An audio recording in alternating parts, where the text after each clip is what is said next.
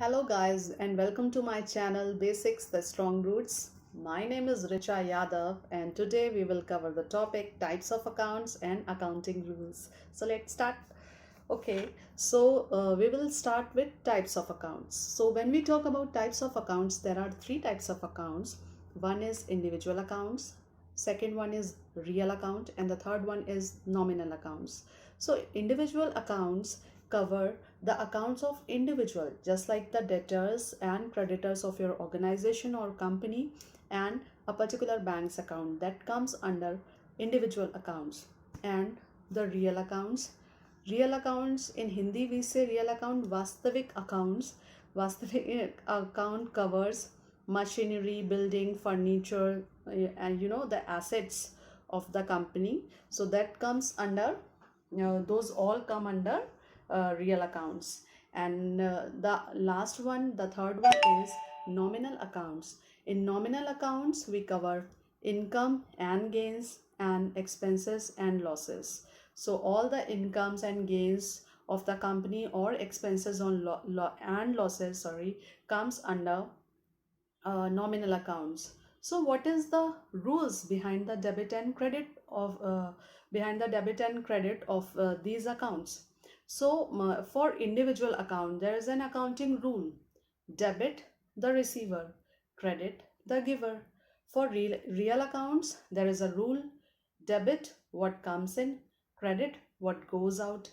For nominal account, there is a rule: for expense, debit all the expenses and losses, and credit all the income and gains. But for me, the concept behind debit and credit is just like this, which I have made for all of you.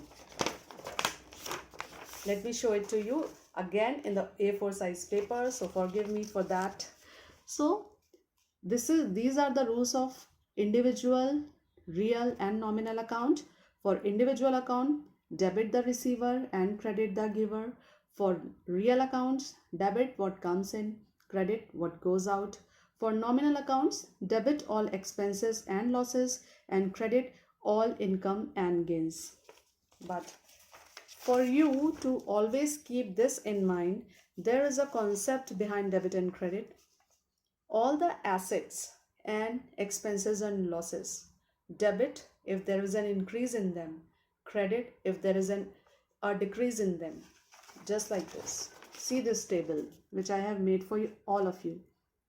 Assets increase, debit; decrease, credit; expenses and losses increase, debit; decrease, credit. Okay, now there is the other side of this concept: capital increase, credit, and decrease, debit. We will do the opposite thing. Income and gains: increase, credit; decrease, debit; and last but not the least, liabilities increase, credit; decrease, debit.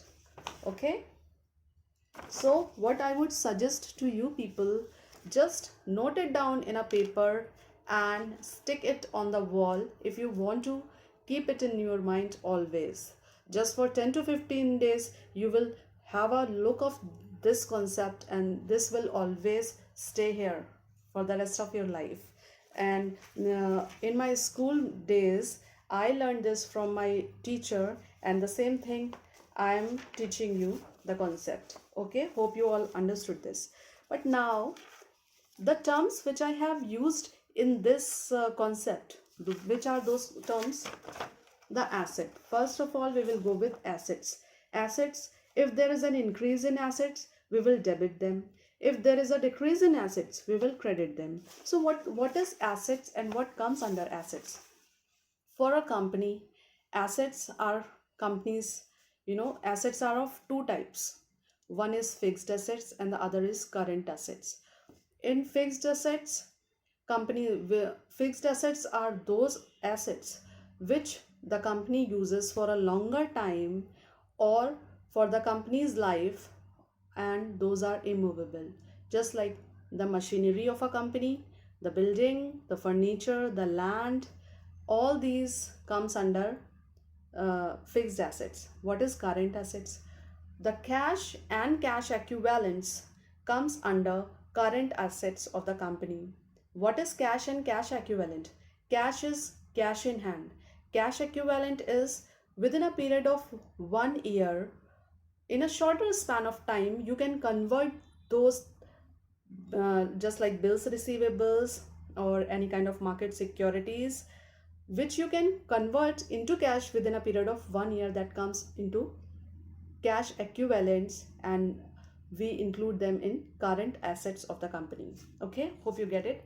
Again, some people say tangible assets and intangible assets.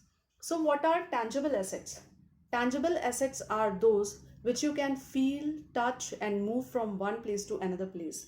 And intangible assets, machinery, cash, all these assets come under tangible assets. And in intangible assets are those which we cannot see, touch, and move from one place to another. Those intangible assets are patents, goodwill, accounts receivables. Okay, so what are accounts receivable and other terms which I have used over here? I will take the individual session for those particular terms in another video, because it is going to be a hodgepodge in this video. Okay, so after assets, in assets we will include fixed assets and current assets. Increase, debit, decrease, credit. This is the concept behind debit and credit. Again, expenses and losses. Increase, debit, decrease, credit. What is expenses? Expenses are, for a company, what are the expenses? Rent, repair, electricity charges, all the expenses will come in expenses. What are losses? We need to debit the increase in losses and credit the decrease in losses. What are the losses? If a loss comes from the trading and PLN account, that loss, if there will be an increase, we will debit, and if there will be a decrease, we will credit. So if a company sells its property, or say just a car, that company sold a car, then the loss, if we will get a loss from that loss will come under the company's losses, that kind of losses. Okay, now will come the opposite version. Capital, increase, credit, decrease, debit. So what is the capital of a company? For a company, what is capital?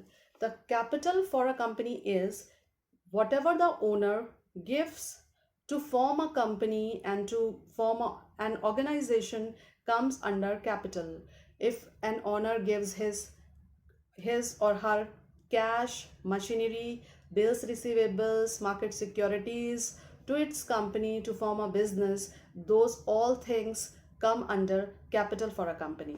Okay, now income and gains. Income and gains, increase, again credit, decrease, debit. What comes under income and gains? Income is again for a company. Income, you can receive a rent, you can receive interest for a particular debt which you have given. And in gains, there is, if you have sold a car and you got the profit from it, and you have sold some other machinery and you got the profit on that particular machinery, that will come under gains. Again, last but not the least, the liabilities section. Increase, credit, decrease, debit. So what are the liabilities for a company? Liabilities are those for a particular company for which the company is owed to others. Like the company has taken the money from some other people, those are creditors for a company. Those will recorded in credit as creditors of a particular company. Bills payables comes under bills payables come under liabilities. Outstanding expenses which the company has not paid yet come under liabilities. So these are the liabilities for a particular company. So this is the concept behind debit and credit. Please note it down and keep it here for the rest of your life. So for me, this is it for this session. Hope you like, share and subscribe my channel. And if you think that I haven't explained anything correctly and I did a mistake while explaining you something, then please write down in the comment section. And don't forget to press the bell icon, because whenever you will press the bell icon, you will get the notifications of my new videos. Bye bye, stay happy and healthy, take care.